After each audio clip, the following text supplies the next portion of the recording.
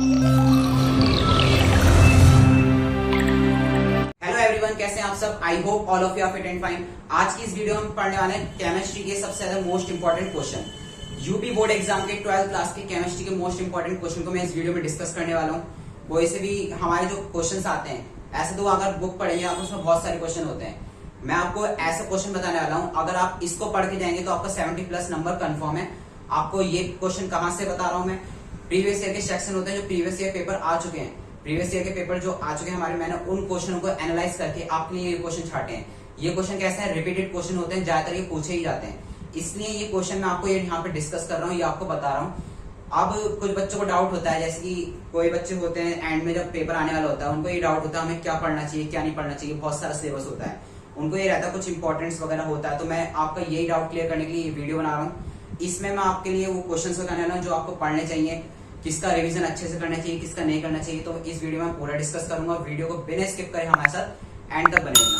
So without wasting your time let's start the video. मेरा नाम है वैभव और आप देख रहे हैं AQ क्लासेस। देखिए, मैं आपको बताने वाला हूँ चैप्टर वाइज आपको कैसे कैसे क्वेश्चन पढ़ने हैं, कि कौन कौन से क्वेश्चन इंपॉर्टेंट है, मैं चैप्टर वाइज यहाँ पे आपको डिस्कस करने वाला हूँ। चैप्टर वाइज से कैसे कैसे होते हैं, जैसे कि सबसे पहले हमारा चैप्टर क्या है, सॉलिड स्टेट चैप्टर है।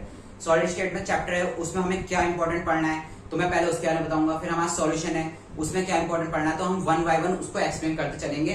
तो आप ये वीडियो बिना स्किप करें हमारे साथ एंड तक देखना। मैं आपको सारे चैप्टर के जो मोस्ट इंपॉर्टेंट क्वेश्चन जो पूछे जाते हैं मैं सारा का सारा यहाँ पे आपसे डिस्कस करूंगा। देखिए, हमारा फर्स्ट चैप्टर कौन सा, सॉलिड स्टेट है। सॉलिड स्टेट में हमारे कुछ क्वेश्चन इंपॉर्टेंट होते हैं, जैसे क्रिस्टलाइन सॉलिड है। आपने सॉलिड स्टेट अगर चैप्टर पढ़ा है तो उसमें सॉलिड स्टेट में हम पढ़ते हैं, पहले तो उसकी डेफिनेशन होती है। सॉलिड स्टेट को दो पार्ट में हम डिवाइड करते हैं, एक होता है एमरफस सॉलिड, एक होता है क्रिस्टलाइन सॉलिड। एमरफस सॉलिड ज्यादा इंपॉर्टेंट नहीं है, हमारा क्रिस्टलाइन सॉलिड ज्यादा इंपॉर्टेंट है। क्रिस्टलाइन सॉलिड के हम बारे में पढ़ेंगे, उसके जितने भी पार्ट्स होते हैं आप वो पढ़ सकते हैं सारे के सारे। और क्रिस्टलाइन सॉलिड होता क्या है तो आपको वो पढ़ना है, क्रिस्टलाइन सॉलिड की डेफिनेशन विद उसके टाइप्स। सेकंड आता है डिफेक्ट इन सॉल्यूट, इसके बारे में आपको डिस्कस करना है पूरा। फिर हमारा आता है फॉर्मूला ऑफ कंपाउंड, कंपाउंड के जो फॉर्मूले होते हैं। अब आता है unit cell with all type example. Unit cell आपने पढ़ा होगा, जो 3D डायमेंशन होती है, जैसे कि आप यहाँ पे देख सकते हैं यूनिट सेल के यहाँ पे आपको स्ट्रक्चर आ रहा होगा। यूनिट सेल में क्या आता है, हमारा कोई भी लैटिस होता है 3D, उसमें एक कोई भी हमने क्यूब ले लिया, उसका एक छोटा सा क्यूब लेते हैं तो क्या होता है, एक यूनिट सेल होता है। अब उसको यूनिट सेल के हम टाइप्स को डिस्कस करते हैं, उसके टाइप्स ही होते हैं, जैसे कि सिंपल यूनिट सेल और सेंटर्ड, बॉडी सेंटर्ड, ये सब जो पढ़े होते हैं हमने, उनको यहाँ पे हम डिस्कस करते हैं। इसको आपको पूरा का पूरा एक्सप्लेन करके बताना होगा अगर लॉन्ग में आया तो, इसलिए आप शॉर्ट में आता शॉर्ट में कर सकते हैं, इसको आप लॉन्ग में ही प्रिपेयर कर लेना विद ऑल टाइप्स। उसके एग्जाम्पल आपको उसी मिल जाएंगे, कैसे कैसे यूनिट सेल्स हैं हमारे सारे के सारे टाइप्स के साथ आपको लर्न करने हैं। ये हो गया हमारा फर्स्ट चैप्टर का जो आपको पढ़ना है, crystalline solid, defect in solid, formula of compound, unit cell with all types example. ये था आपके फर्स्ट चैप्टर का इंपॉर्टेंट। सेकंड चैप्टर में क्या आता है, सेकंड चैप्टर में हम इसके बारे में पढ़ने वाले हैं। सेकंड चैप्टर हमारे जो होते हैं कंसंट्रेशन टर्म्स होती है, कुछ कंसंट्रेशन टर्म्स कौन कौन सी होती हैं आपने एक पढ़ा होगा, मोलरिटी होती है और क्या होता है हमारा मोल फ्रैक्शन। इनकी डेफिनेशन के साथ आपको सारी टर्म्स पढ़नी है, डेफिनेशन आपने पढ़ी होंगी। और मोल फ्रैक्शन पे ज्यादातर क्या बनता है आपका, न्यूमेरिकल बनता है। क्या बनता है, न्यूमेरिकल। तो आपको इन सब की डेफिनेशन भी लर्न रखनी है, मोल फ्रैक्शन की, मोलरिटी की और मोलरिटी की। ये दोनों डिफरेंट है, ये देखिए मोलरिटी और मोलरिटी सेम देखिए। ये देखिए कंसंट्रेशन में मोलरिटी और मोलरिटी दोनों डिफरेंट टर्म्स हैं। मोलरिटी क्या होता है, द नंबर ऑफ सॉलिड, जो नंबर ऑफ मोल्स होते हैं ऑफ सॉलिड के जो नंबर ऑफ मोल्स होते हैं पर लीटर सॉल्यूशन में, वो क्या होता है हमारा मोलरिटी होता है। आपने इसकी डेफिनेशन पढ़ रखी होगी, आपको याद होगा। तो ये क्या हो गया, मोलरिटी और मोलरिटी डिफरेंट है, इन दोनों में डिफरेंट है मोलरिटी और मोलरिटी। और एक आता है मोल फ्रैक्शन, इन तीनों पे हमारे क्या बन सकते हैं, न्यूमेरिकल। इसकी ज्यादातर आपसे क्या पूछेगा, 1 या 2 नंबर में डेफिनेशन पूछता है।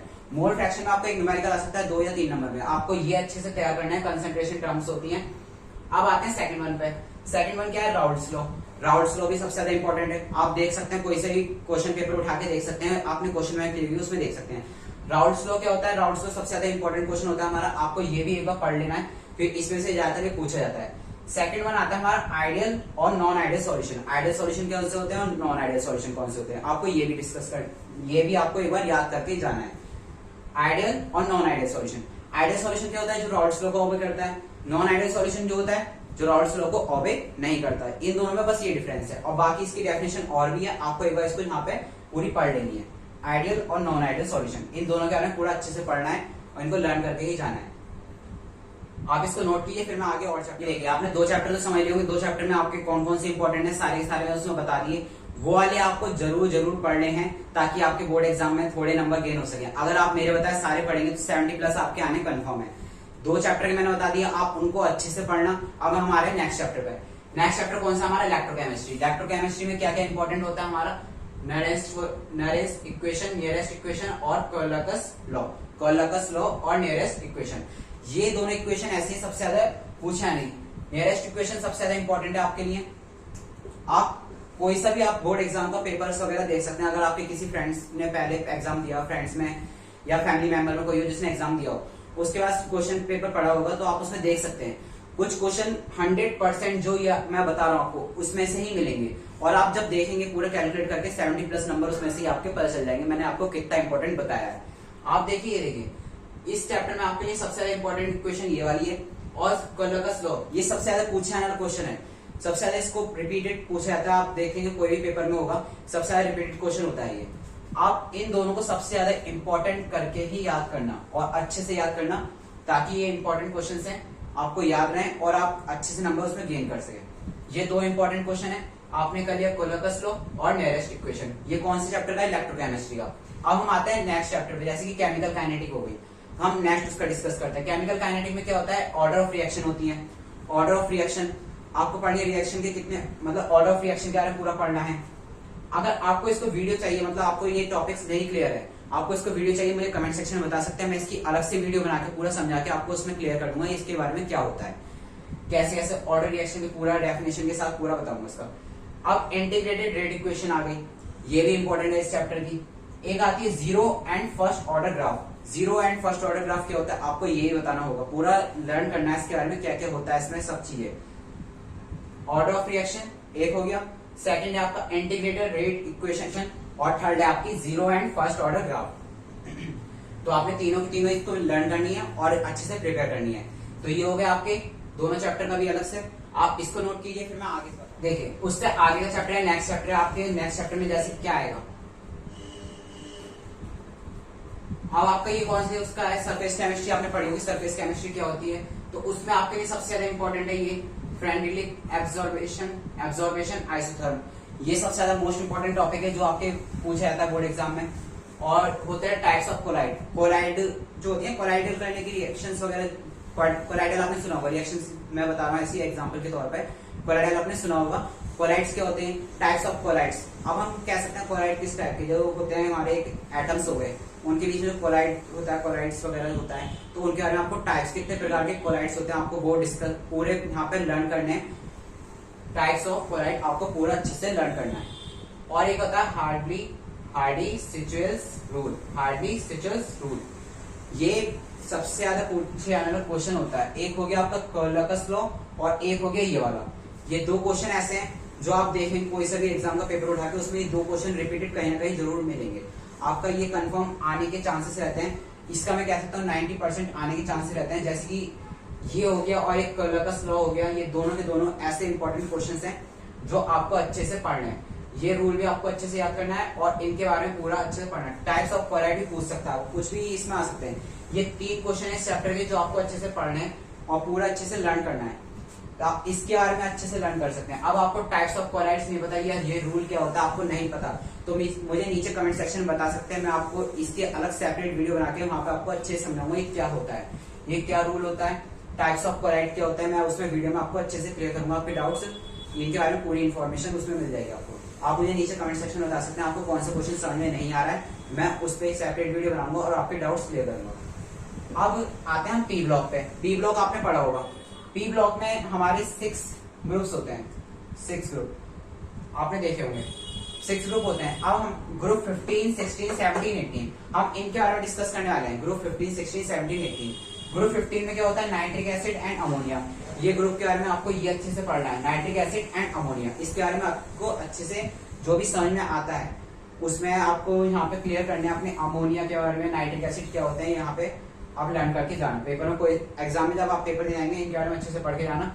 और oxo acid of sulphur, oxo acid of sulphur क्या होता है ये भी आपको अच्छे से पढ़ के जाने।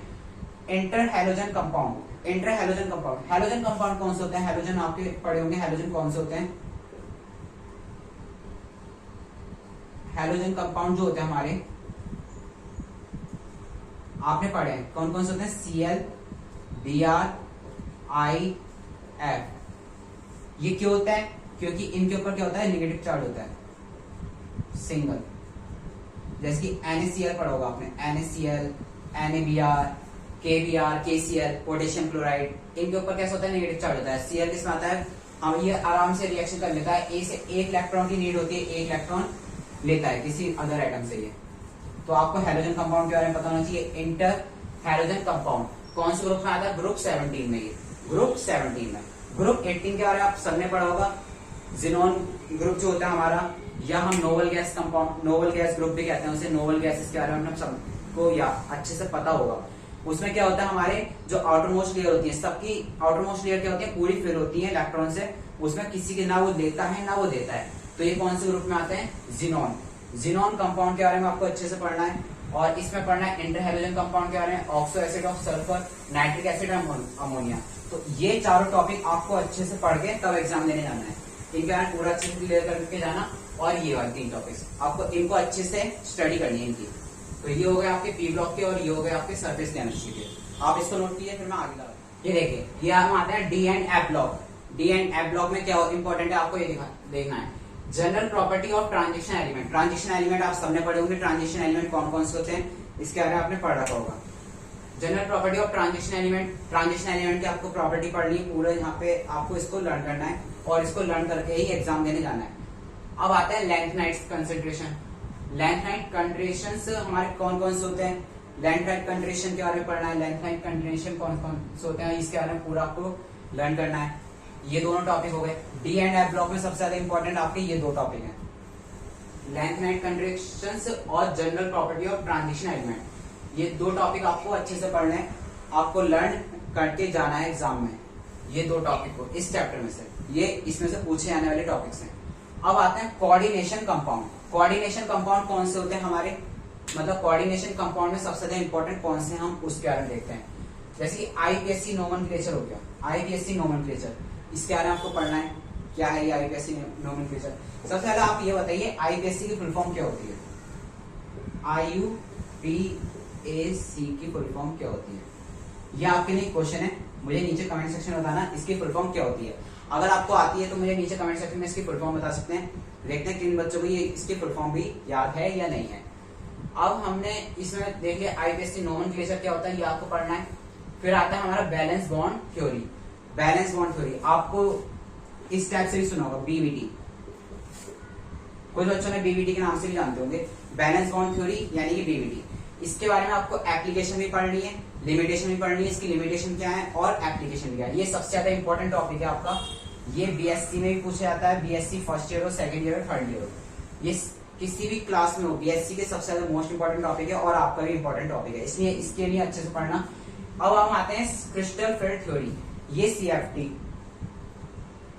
ये भी आपका मोस्ट इंपॉर्टेंट टॉपिक है और ये बीएससी थर्ड ईयर का भी मोस्ट इंपॉर्टेंट टॉपिक है। ये बीएससी थर्ड ईयर में ही पूछा जाता है। ये देखिए बीएससी थर्ड ईयर में पूछा जाता है, ये दोनों के दोनों। तो ये दोनों इतने इंपॉर्टेंट टॉपिक है, ये आपके पूछे जाते हैं एग्जाम में, इसलिए आपको इन तीनों टॉपिक को अच्छे से पढ़ के तब पेपर देने आना है। इसमें से कुछ भी टॉपिक आ सकता है आपका, और ये दोनों टॉपिक का मैंने बता दिया इसमें ही पूछे जाते हैं। तो बीएससी थर्ड ईयर का भी आपके अच्छे देखिए, बीएससी थर्ड ईयर में भी आता है, यानी कि इतना इंपॉर्टेंट टॉपिक है ये। तो आपको इन तीनों टॉपिक को बिल्कुल अच्छे से लर्न करना है और मुझे आईपीएससी की फुल फॉर्म आप जरूर बताना। आप इसको नोट कीजिए, फिर हम आगे करते हैं। आईपीएससी की फुल फॉर्म मुझे कमेंट सेक्शन में बताना, देखते हैं किन बच्चों को आती है किन बच्चों को नहीं। तो आपको ये वीडियो कैसी लगी हमें कमेंट सेक्शन में जरूर बताना। वीडियो पसंद आई है तो वीडियो को लाइक करें, सब्सक्राइब करें और साथ में बेल आइकन भी दबा दें और अपने फ्रेंड्स के साथ भी शेयर करें। जो भी इसका इंटर का एग्जाम दे रहा हो, आपका फ्रेंड हो, फैमिली मेंबर हो, आप उनके साथ वीडियो शेयर करें। और ये जो टॉपिक बताए हैं ये आने वाले रिपीटेड क्वेश्चन है, सबसे ज्यादा इंपॉर्टेंट क्वेश्चन है हमारे केमिस्ट्री के यूपी बोर्ड एग्जाम के लिए। यूपी बोर्ड एग्जाम में 12th क्लास के सबसे ज्यादा पूछे जाने क्वेश्चन होते हैं हमारे रिपीटेड। अब आप कोई भी देखेंगे, आप ये टॉपिक अगर क्लियर करके जाएंगे तो आपके 70+ नंबर कंफर्म है। आपके 70+ नंबर इस वीडियो से आ सकते हैं। ये वाले जो क्वेश्चन बताए मैंने आपको, ये क्वेश्चन सिर्फ है आपकी एक बुक के। सेकंड बुक के मैं अलग से वीडियो बनाऊंगा, उस पर डिस्कस करूंगा जो हमारे 70+ नंबर है उसमें भी सेम ऐसी क्वेश्चन आपको बताऊंगा, इंपॉर्टेंट क्वेश्चन होंगे आपके, सारे के सारे हम दूसरी वीडियो में डिस्कस करेंगे।